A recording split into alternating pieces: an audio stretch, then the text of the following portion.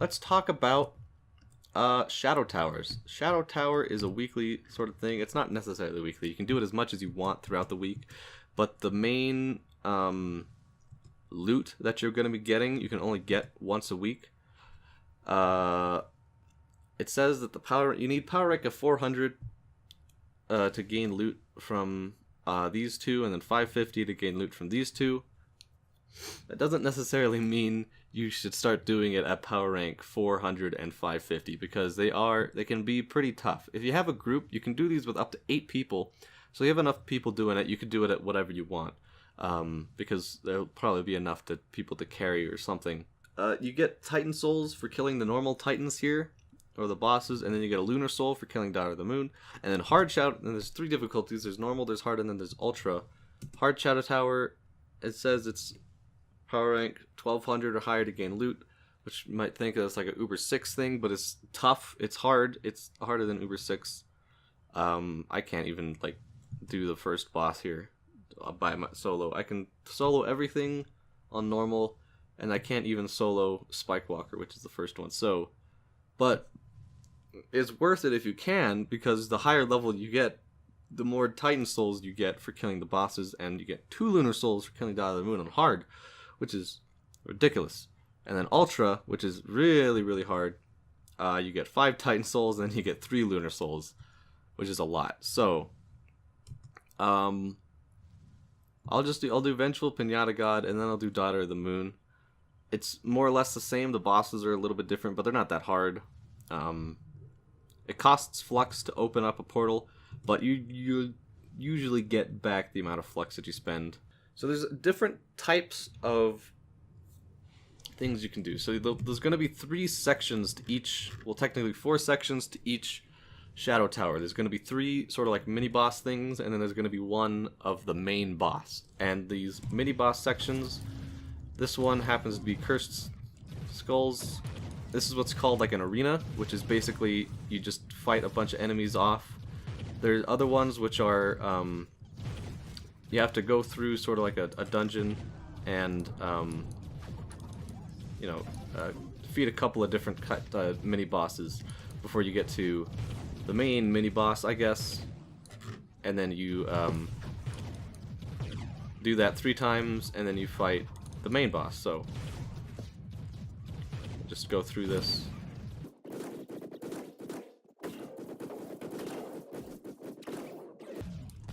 So this is the main mini boss here. This one you have to fight 3 times. And you know, it's not that tough. I mean, I have a lot of power rank for this, so it's pretty easy for me, but I mean, overall it's not that bad.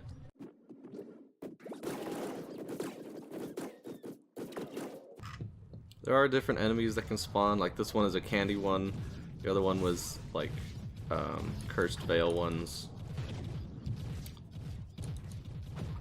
They're all pretty similar though, so it's not that big of a deal.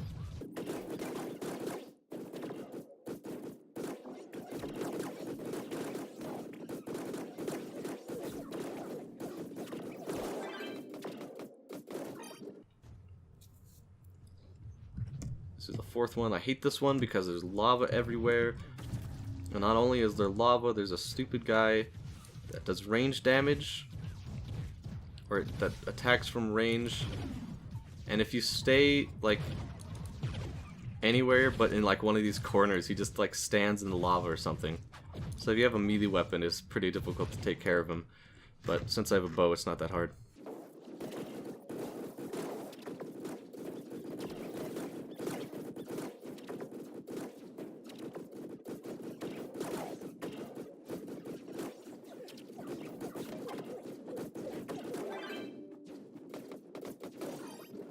Okay, so now we're gonna go fight the boss. We've done 3 of the mini dungeon sort of things, I guess you'd call them. So now we have the main boss. All the bosses are a little bit different. Spike Walker spawns a lot of spikes on the ground, so you know if you walk on spikes it hurts you. The eyeball guy, I can't remember his name. He's pretty easy. He's not that hard. He spawns enemies, shoots goop on the ground. Pinata God is pretty cool because he spawns a bunch of pinata minions, which you'll see in a minute, and it ends up being a lot of pinata minions. So if you have a lot of AoE or you have, if you're like playing as the Revenant who has, you get health when you hit an enemy. You can do a lot of stuff here, so the more he gets damaged, I think it's how it works, is the more minions get spawned. Unfortunately, these minions don't like give you experience or drop anything really, so like farming this boss isn't like good for much. But I mean, you do, if you don't have enough health or damage or whatever, health regen, you do want to actually kill them, because there are quite a lot that come by, and I apparently don't have much stability. I'm getting knocked around a lot.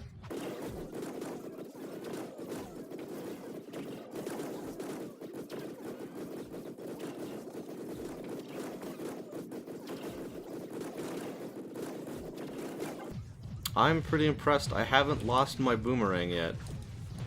It's come back to me like almost every time I've thrown it this entire time I've been recording, which is probably like an hour or so, which never happens, so that's pretty good. Oh, dang it. Yeah, one of the problems is that these guys get in the way of actually hitting the Pinata God, so like a lot of the times you'll just damage the minions instead of him, which can be a bit annoying. But so once you do that, you need to use your Shadow Key. You get Shadow Keys by creating them with Shadow Key Fragments. Shadow Key Fragments you get from let me see where they are. Shadow Key Fragments you get by completing Uber dungeons in Uber 1 through 5. At Uber 6 and 7 you get Moon Key Fragments, and Uber 8 and 9 you get some other kind of key fragment for the higher ones. So Shadow Key Fragments, it's like 50 Shadow Keys fragments to make a Shadow Key. I think it's like 200 Moon Key Fragments or something. Maybe 100 Moon Key Fragments to make a Moon Key. And you have to use that to open up the chests at the end. So Moon Key Fragments are used for hard Shadow Towers, and then the one after that is used for Ultra Shadow Towers. Shadow Key ones are just used for normal Shadow Tower. So you can do Shadow Tower as much as you want and get as much of this loot as you want for, you know, however many Shadow Keys you have, but you only get Titan Souls by killing the bosses once a week. And with Titan Souls, you can buy either these Shaper's Star Keys, which are used in Everdark Vaults, which is Uber 8 and 9, so you won't need them for a while. So when you're starting off, you don't want to spend them on Shaper Star Keys. You want to do it on Titan's Treasure, which gives you lots of flux. It gives you a couple thousand flux, I'm pretty sure, like guaranteed or something. Basically it gives you a lot of flux, and you want to do that because you're gonna need flux if you're starting out. Also, while you're doing Shadow Towers, you get things called Shadow Shards. These can be used to buy Shadow Caches, which contain some kind of stuff. You get tentacles, which I mean is always good, I guess, and you get eyes, and it has rare chances of dropping some other stuff. This bar at the bottom here, it shows how many more chests you need, and once this gets full, it'll unlock like a rare item or something. Yeah, guarantees a rare result when the bar fills up, which would probably be a Heart of Darkness, which is a rare drop from Shadow Caches. Yeah. And the Heart of Darkness is you can sell for stuff.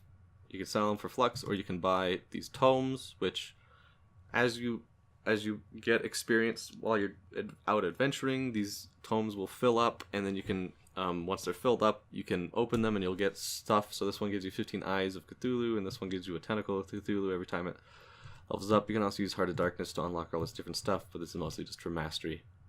And then Lunar Souls, which you get for killing Daughter of the Moon. You can get an Empowered Gem Box. That's always nice. You can get Legendary Tomes, Oculus Opus, or Ropey Readings. These are Legendary Tomes. These are different than the normal tomes, where these only work once a week. So you level up, and you get experience, and it accumulates and stuff. And this will give you 400 Eyes of Cthulhu, but you can only do that once a week. So you know, you have to, after it resets, then you can do it again, and this one gives you 20 tentacles. I don't really think it's worth it. You can probably,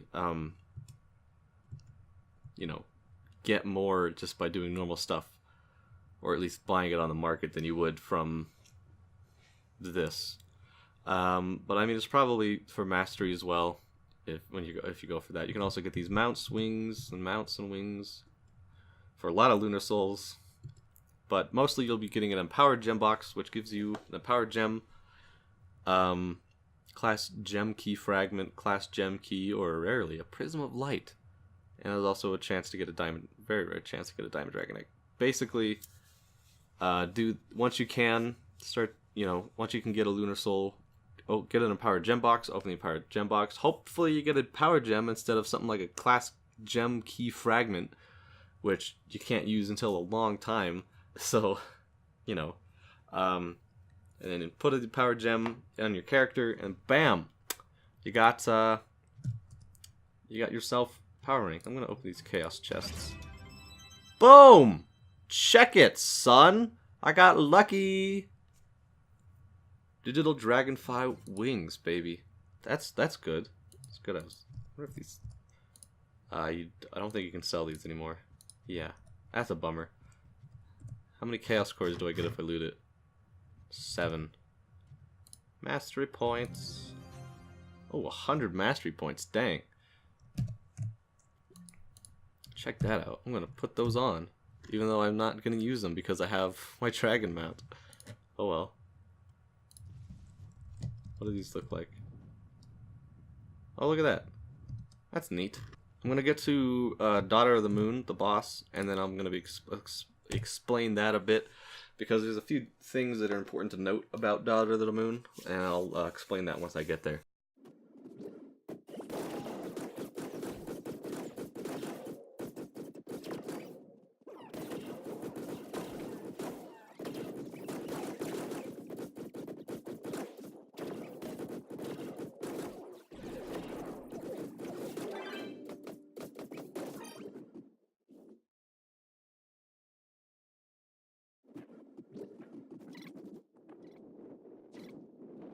So like I said before, it's not always those arena things. Sometimes you have to go through like a sort of a dungeon. That's what this is. Go through a sort of dungeon before we get to...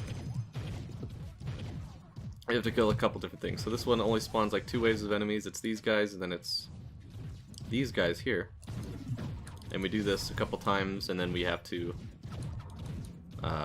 you know, and then we fight the boss guy, so... Also, it's important to note that every time you complete one of these cursed skulls, your flasks refill, so you can use them pretty a lot. You know, you don't really have to worry about running out of them. So it's not like when you're out normally adventuring and you have to refill your flasks at your cornerstone or something. You can do it. It does it like automatically every time you beat one of these guys. So don't be afraid to use your flasks.